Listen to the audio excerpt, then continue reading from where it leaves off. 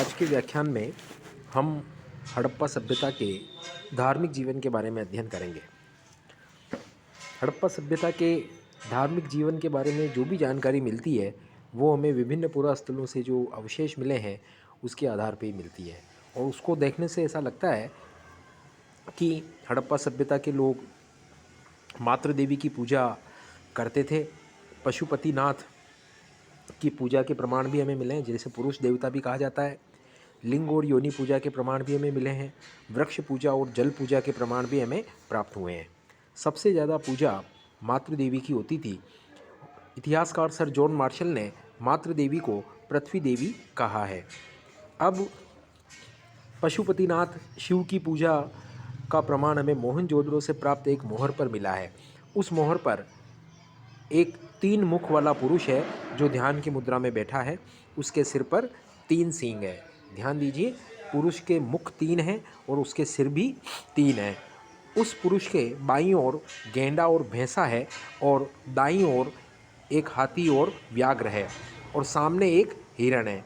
यह पशुपति शिव का रूप माना गया है और मार्शल ने इसे आद्य शिव कहा है।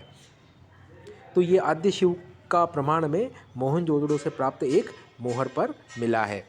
इसके अलावा हड़प्पा सभ्यता के लोग पृथ्वी को उर्वरता की देवी मानकर इसकी पूजा करते थे। तो मूर्ति पूजा का प्रारंभ सिंधु सभ्यता से ही होता है। कालीबंगा से हमें अग्निकुंड मिले हैं। संभवतः ये यज्ञ की वेदी थे। हड़प्पा सभ्यता से हमें स्वस्तिक व चक्र प्राप्त हुए हैं, जो कि सूर्य पूजा के प्रतीक माने जा सकते हैं। स्वास्तिक का जो चिन्ह है वो संभवतः हड़प्पा सभ्यता की ही देन माना गया है। मोहनजोदड़ो और कालीबंगा की कुछ मोहरों पर हमें पशु बलि के प्रमाण भी मिलते हैं।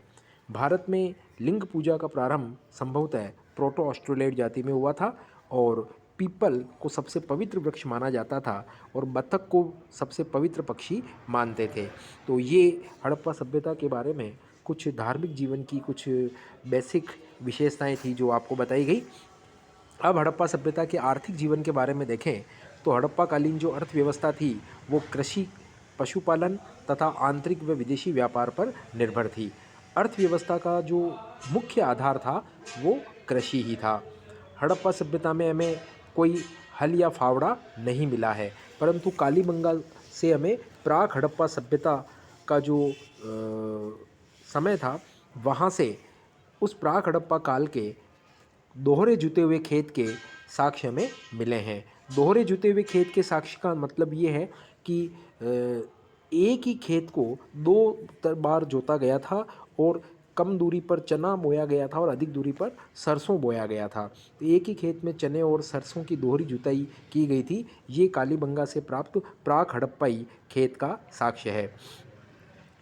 तो दोहरा जुता हुआ खेत हमें प्राक हड़प्पा स्तर का कालीबंगा से प्राप्त हुआ है। हड़प्पा सभ्यता के लोग लकड़ी के हलों का प्रयोग करते थे। अर्थव्यवस्था का जो मुख्य आधार था वो कृषि ही था। हड़प्पा सभ्यता जो थी वो बलूचिस्तान, पंजाब और सिंध की प्राक हड़प्पा कृषि सभ्यताओं का ही विकसित रूप थी। ध्यान दीजिए, बलूचिस्तान, पंजाब और सिंध की जो प्राक हड़प्पा जो कृषि सभ्यताएं थी उनका ही विकसित रूप ये हड़प्पा सभ्यता थी। हड़प्पा सभ्यता का विकसित दौर माना जाता है 2500 ईसा पूर्व से 1800 ईसा पूर्व। उसके पहले का जो ये बलूचिस्तान, पंजाब और सिंध का इलाका था वहाँ पर जो कृषि सभ्यताएं विकसित हुई उन्हीं से धीरे धीरे बाद में आगे चल करके विकसित हड़प्पा सभ्यता हमें दिखाई देती है। हड़प्पा सभ्यता का मुख्य आधार कृषि था। फसल काटने के लिए पत्थर के हंसियों का प्रयोग करते थे और कोई हल या फावड़ा तो हमें मिलता नहीं है। संभवतः लकड़ी के हलों का वो प्रयोग करते थे। फसल काटने के लिए पत्थर के हंसियों का प्रयोग करते थे। हड़प्पा, मोहनजोदड़ो और अन्य नगरों से हमें अन्नागार के साक्ष्य मिले हैं जो कि विकसित कृषि अवस्था को इंगित करते हैं। मोहनजोदड़ो की सबसे विशाल इमारत उसका अन्नागार ही मानी जाती है। हड़प्पा सभ्यता के लोग नवंबर के महीने में जब नदियों के बाढ़ का पानी उतर जाता था तो उस नदियों के पानी, बाढ़ के पानी के साथ जो उपजाऊ मिट्टी आती थी उसमें हड़प्पा सभ्यता के लोग नवंबर में गेहूं व जौ बोते थे और अप्रैल में उसकी फसल काट लेते थे। हड़प्पा सभ्यता में अब तक 9 प्रकार की फसलों की पहचान की गई है। बहुत इंपॉर्टेंट फैक्ट है ये।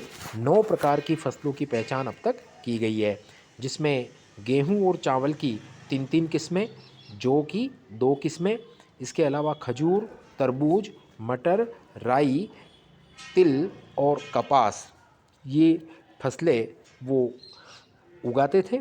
और हड़प्पा सभ्यता के लोगों का जो मुख्य खाद्यान्न था वो गेहूं और जौ था। गेहूं की 3 किस्में प्रचलित थी, जौ की 2 किस्में प्रचलित थी। गेहूं की एक किस्म को ब्रासिका जुन्सी भी कहा गया है। सिंधु सभ्यता के लोग रागी से अपरिचित थे। लोथल से हमें चावल और बाजरे के अवशेष मिले हैं।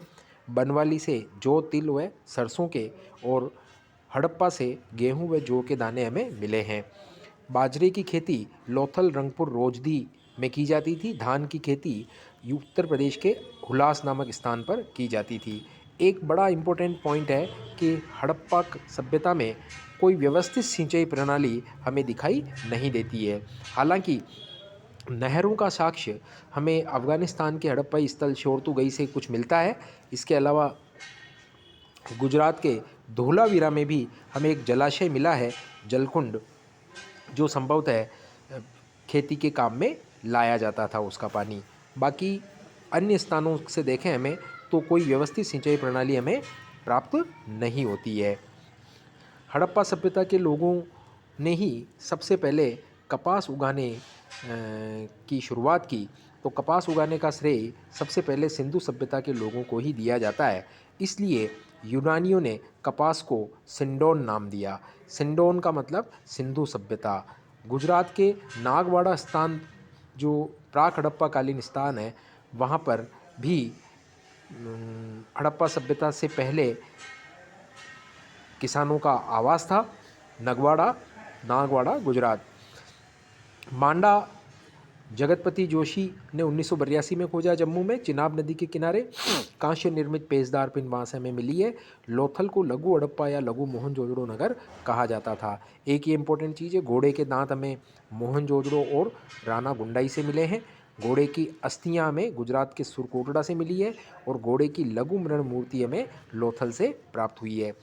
पशुपालन की बात करें तो हड़प्पा सभ्यता के लोग बैल, गाय, भेड़, बकरी, सूअर आदि पालते थे।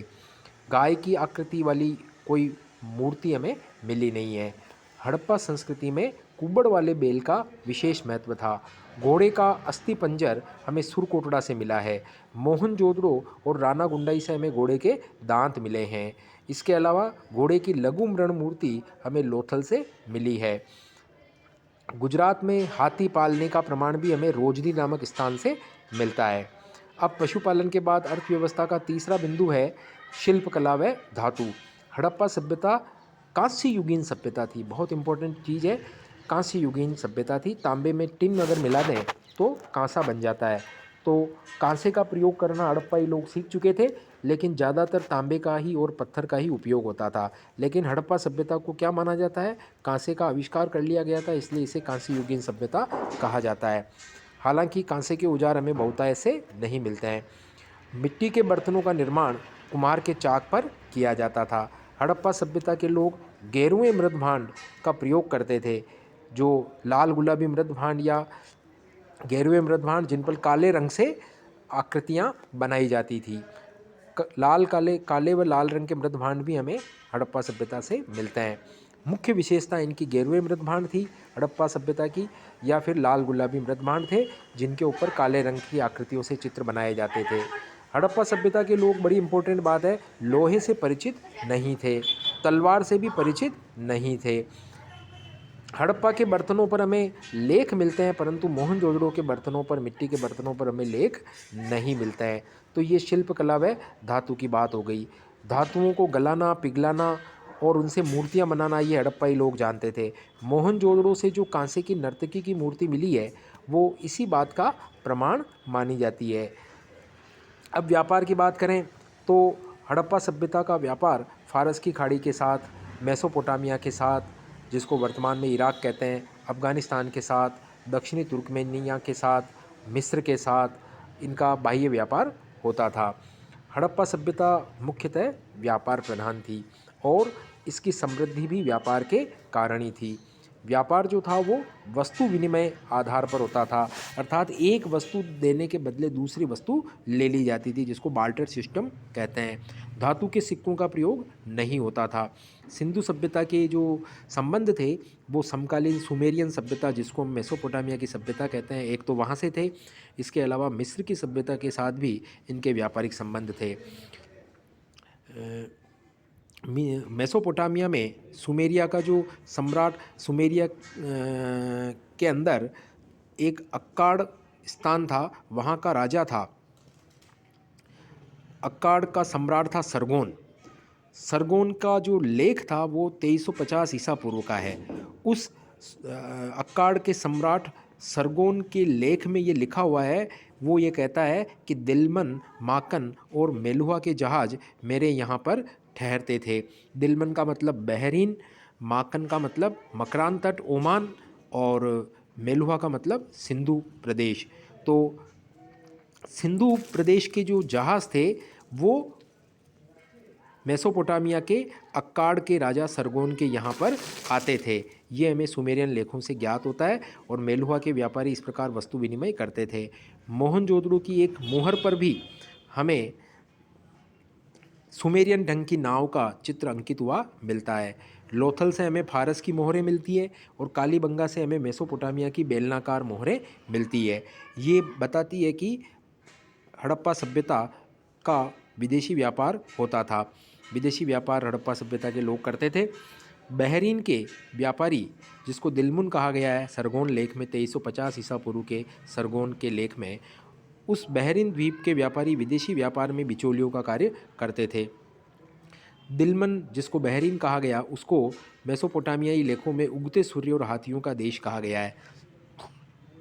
स्थल का जो व्यापार होता था उसमें ईरान और अफ़गानिस्तान, और जल के व्यापार में मकरान तट के नगरों की बड़ी महत्वपूर्ण भूमिका थी।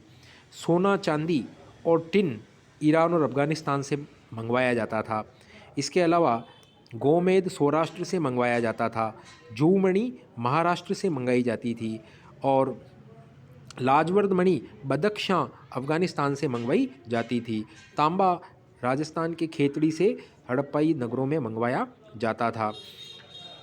हड़प्पाई बंदरगाह अगर हम देखें, सिंधवकालीन बंदरगाह अरब सागर के तट पर, वो थे सुत कांगेडोर, बालाकोट, अल्लादीनो, लोथल और सुरकोटड़ा। हड़प्पा सभ्यता की मोहरें हमें मेसोपोटामिया के सूसा, उर, निप्पुर, किश और उम्मा आदि शहरों में मिलती है। तेल अस्मार से भी हमें हड़प्पा कालीन लाल पत्थर का बना मणका प्राप्त होता है। इसका मतलब इन इलाकों से हड़प्पा सभ्यता के लोगों का व्यापारिक संबंध था। सिंधु सभ्यता और मेसोपोटामिया दोनों सभ्यताओं में मातृ शक्ति की उपासना होती थी। बेल, बतख और पाषाण स्तंभ दोनों जगहों पर पवित्र माने जाते थे। मेसोपोटामिया के लेखों में मेलुहा अर्थात सिंधु प्रदेश के साथ व्यापार के दो अन्य केंद्रों का उल्लेख मिलता है, दिलमन और माकन। दिलमन का मतलब बहरीन और माकन का मतलब ओमान, जो मैंने आपको बताया था। सरगोन लेख 2350 ईसा पूर्व में मेसोपोटामिया में अक्काड का सम्राट सरगोन दावा करता था कि दिलमन, माकन और मेलुहा के जहाज़ उसके वहाँ पर आते थे।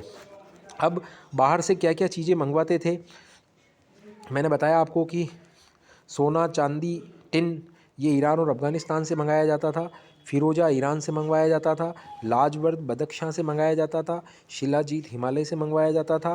गोमेद सौराष्ट्र काठियावाड़ से मंगवाया जाता था, और कश्मीर से और राजस्थान से भी मंगवाते थे। हरितमणि, जिसको दक्षिण भारत से मंगवाया जाता था। जूमणि महाराष्ट्र से मंगवाई जाती थी। लाजवर्द बदख्शां अफ़गानिस्तान से मंगवाया जाता था। सेल खड़ी की जिसकी मोहरें बनती थी वो बलूचिस्तान, राजस्थान और गुजरात से मंगवाया जाता था। और शंख और कोड़ियाँ सौराष्ट्र और दक्षिण भारत से मंगवाई जाती थी। तो हड़प्पा सभ्यता के पतन के बाद पश्चिमी पंजाब और बहावलपुर में कब्रिस्तान एच संस्कृति का उद्भव हुआ, और गुजरात में चमकीले लाल मृद भांड वाली संस्कृति का उद्भव हुआ। मोहनजोदड़ो से हमें किसी प्रकार का कोई कब्रिस्तान नहीं मिला है।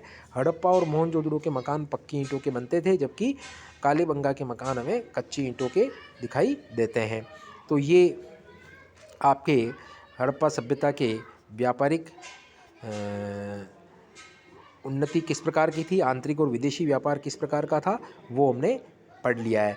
अब अगला जो हमारा टॉपिक रहेगा वो हड़प्पा सभ्यता की लिपि किस प्रकार की थी, मोहरें किस प्रकार की थी और मृण मूर्तियाँ किस प्रकार की थी, और उसके बाद उस सभ्यता के पतन के क्या क्या कारण थे, उसको हम अगले व्याख्यान में पढ़ेंगे। धन्यवाद।